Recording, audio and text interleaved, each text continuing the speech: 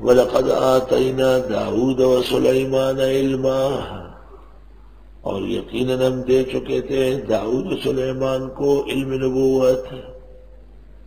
وقال الحمدللہ، کہنے لگے الحمدللہ، الذی فضلنا علی کثیر من عبادی المؤمنین، وہ جس نے برتری دی ہم کو بہت سارے مسلمان بندوں پر. خدا کا شکر ہے جس نے ہم کو نبوت دی، بادشاہت دی. کمال دین نبوت ہے وہ حاصل ہے، کمال دنیا سلطنت ہے وہ حاصل ہے. وورث سلیمان داؤد، اور جانشین ہوئے سلیمان داؤد علیہ السلام کے.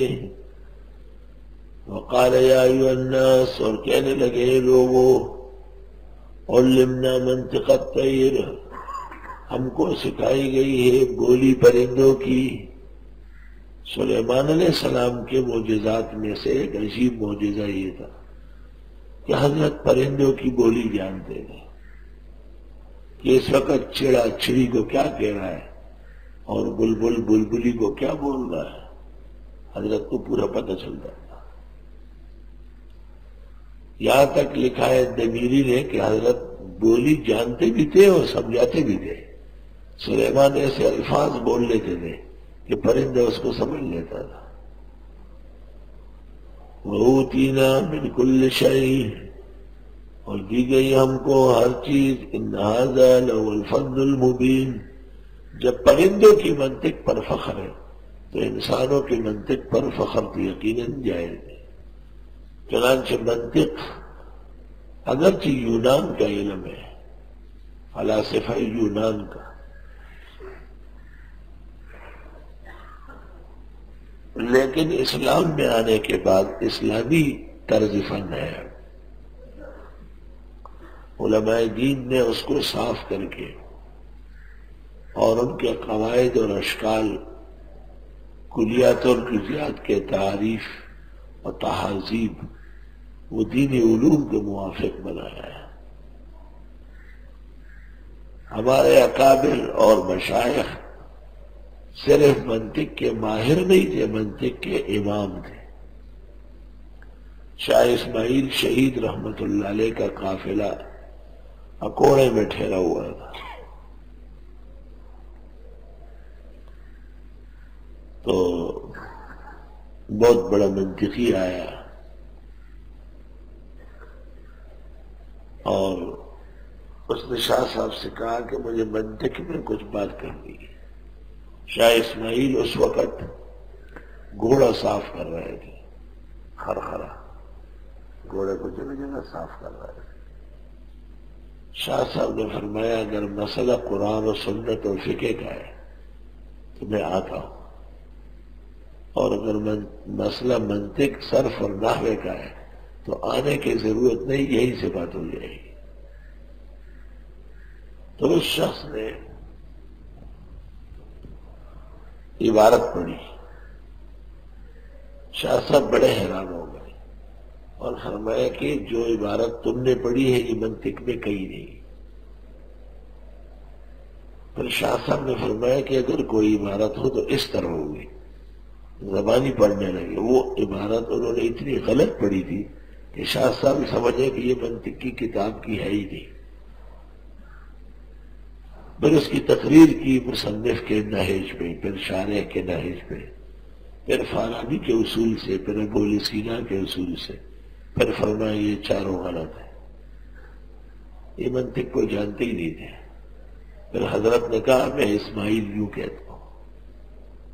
وہ شخص بہت خوش ہوا. حضرت نے فرمایا یہ بھی غلط ہے. ایک اور تقریر کی. پھر فرمایا علم تو تین ہے، قرآن سنت و فقہ، جس سے انسان پابند رہتے ہیں. منطق بھی کوئی علم ہے، اس کے ذریعے تو جتنی عقل ہوگی اس قدر ہی اونچی جائے گی. بتانا یہ تھا کہ منطق ہمارے گھر کی لونڈی ہے، اس کے لیے ہمیں کس سے سیکھنے اور مناجات کی حاجت نہیں ہے. بعض اکابر جیسے ابن تیمیہ اور ابن حجر جو منطق کے بہت خلاف رہے، ان کو منطق آتی نہیں تھی. ابن تیمیہ نے وہ کتاب الرد علی المناطق لکھی ہے لیکن حضرت شاہ سے کہتے نہ لکھتے تو اچھا تھا. پھر فرماتے وَعَلَمْ أَنَّ الْحَافِظَيْنِ الْجَلِيلَيْنِ أي ابن تیمیہ و ابن حجر لیسا بحاذقین فی الفلسفہ. ان کو منطق آتی نہیں تھی، ماہر نہیں تھے. تو طلبہ کو چاہیے کہ وہ منطق کے اندر بھی پوری قوت پیدا کرے، تاکہ بہت سارے مصطلحات دین و اسلام کی منطق کے ذریعے وہ حل ہو رہا ہے. جب سلیمان جیسے پیغمبر پرندوں کی منطق پر فخر کرتے ہیں، معلوم ہوا پرندوں کو ہی منطق آتی ہے.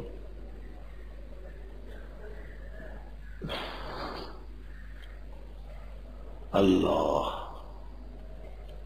ایک درخت کے اندر دیکھا گیا کہ گھونسلہ تھا اور اس میں سانپ چڑھ رہا تھا. پرندے نے اوپر سے دیکھا کہ سانپ آ رہا ہے، اور چھوٹے چھوٹے بچے تھے اور انڈے تھے، اس کو کھا جائے گا. پرندہ فوراً اڑا، اور اڑنے کے بعد اوپر سے کوئی ایسی چیز پھینکی کہ سانپ دو ٹکڑے ہو گئے. سر ایک طرف چلا گیا اور دھڑ دوسری طرف گیا. خدا تعالیٰ نے اس کو یہ سمجھ دی تھی کہ اگر یہ آلہ میں اٹھا کے اوپر سے اس فاصلے پھینک کو سانپ مر جائے گا، میری جان چھوٹ جائے گی.